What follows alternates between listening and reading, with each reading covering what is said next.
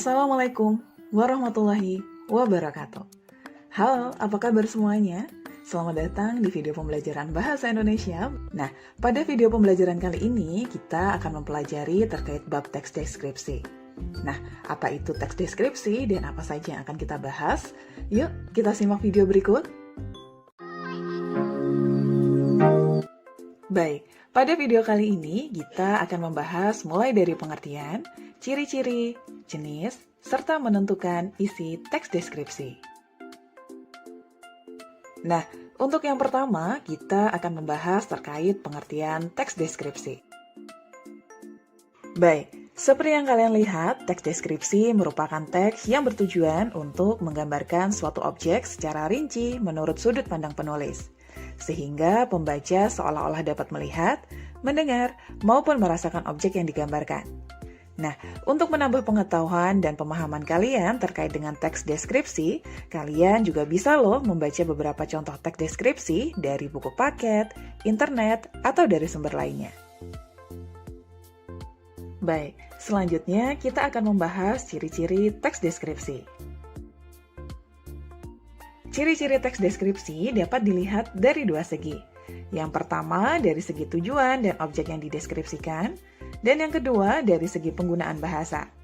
Nah, selanjutnya kita akan bahas satu persatu. Nah, di sini kita awali dengan membahas ciri-ciri teks deskripsi dari segi tujuan dan objek yang dideskripsikan.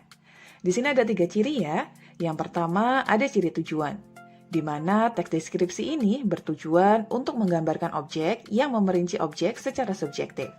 Artinya, objek yang digambarkan berdasarkan sudut pandang penulis dengan penggambaran senyata mungkin sehingga pembaca seolah-olah dapat melihat, mendengar, dan mengalami apa yang dideskripsikan.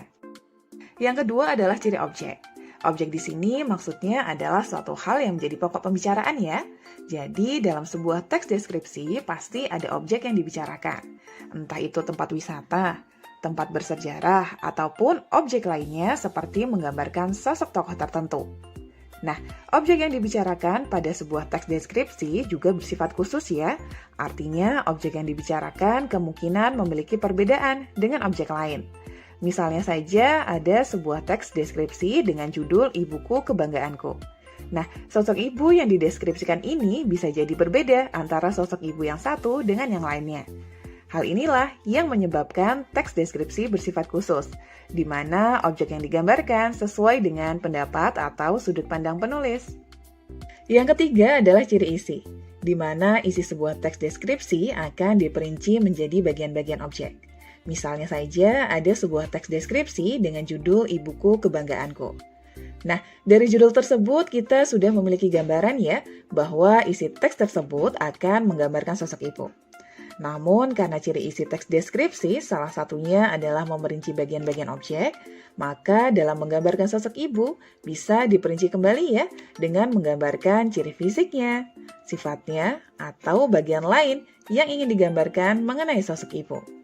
Nah, untuk isi teks deskripsi selanjutnya adalah menggambarkan secara konkret.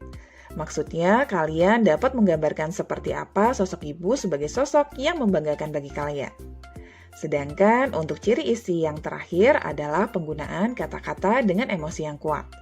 Jadi contohnya seperti ibuku yang tangguh atau kata-kata lain yang mengandung emosi yang kuat. Nah, itu tadi adalah ciri-ciri teks deskripsi dari segi tujuan dan objek yang dideskripsikan. Selanjutnya, kita akan membahas ciri teks deskripsi dari segi penggunaan bahasa. Yang pertama, yakni menggunakan sinonim bermakna khusus. Sebelum kita masuk pembahasan, apakah kalian sudah tahu apa itu sinonim? Ya, sinonim dapat diartikan bersamaan kata ya. Dalam sebuah teks deskripsi, penggunaan sinonim ini memiliki makna khusus dengan maksud memberikan kesan tertentu. Nah, untuk lebih jelasnya, kalian bisa cermati tabel berikut. Berikutnya adalah penggunaan kalimat rincian untuk mengkonkretkan. Dikarenakan teks deskripsi adalah teks yang menggambarkan objek tertentu secara rinci, maka kalimat perincian dalam sebuah teks deskripsi digunakan agar kalimat lain yang lebih umum, lebih jelas ya, dengan adanya kalimat perincian. Nah, agar lebih jelas lagi, coba kalian perhatikan tabel berikut. Perhatikan kalimat yang berbunyi ibuku orang yang sangat baik. Nah, kalimat tersebut masih sangat umum ya. Maksudnya kita masih belum tahu sosok ibu ini baik dalam hal apa. Namun, kalau kalian perhatikan di kolom sebelah kanan, bahwa kalimat tersebut sudah dirincikan. Yang mana kalimat perincian berbunyi, dia berusaha menolong semua orang. Dia ramah dan tutur katanya lembut kepada siapa saja. Nah, itu adalah perincian dari penggambaran sosok ibu yang baik. Untuk ciri-ciri selanjutnya adalah penggunaan kalimat yang menggunakan cerapan panca indera. Maksud dari cerapan panca indera di sini adalah penggunaan kalimat yang mana dapat membuat pembaca seolah-olah bisa melihat, mendengar, maupun merasakan. Nah, agar lebih jelas, coba kalian cermati kolom berikut ya. Di sini sudah terdapat beberapa contoh kalimat yang menggunakan cerapan panca indera. Yang terakhir adalah penggunaan majas. Majas sendiri merupakan gaya bahasa yang digunakan untuk menyampaikan pesan dengan cara kiasan. Biasanya dalam sebuah teks deskripsi, majas yang lebih banyak digunakan adalah majas perbandingan, yakni majas personifikasi dan majas asosiasi. Nah, coba kita bahas satu persatu ya. Yang pertama, majas personifikasi.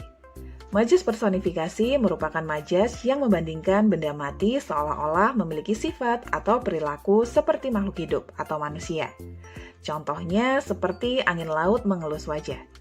Apabila kalian cermati, angin laut adalah benda mati ya, sedangkan mengelus wajah merupakan perilaku yang hanya dapat dilakukan manusia.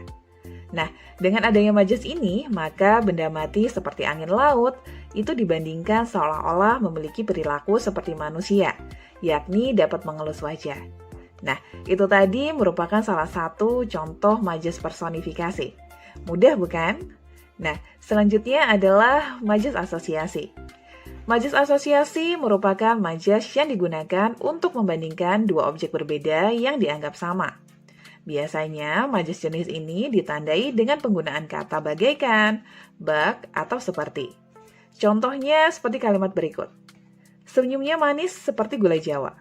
Nah, itu tadi merupakan contoh majas asosiasi ya, karena ditandai dengan penggunaan kata seperti. Nah, selanjutnya kita akan membahas terkait jenis-jenis teks deskripsi. Seperti yang terlihat, apabila ditinjau dari bentuknya, jenis teks deskripsi dibagi menjadi dua. Yang pertama, teks deskripsi yang berdiri sendiri sebagai teks, dan yang kedua adalah teks deskripsi yang menjadi bagian dari teks lain, seperti bagian dari cerpen, novel, lagu, iklan, dan lain sebagainya. Dan yang terakhir, kita akan membahas terkait dengan menentukan isi teks deskripsi. Dalam menentukan isi teks deskripsi, membuat pemetaan merupakan salah satu hal yang tidak kalah penting.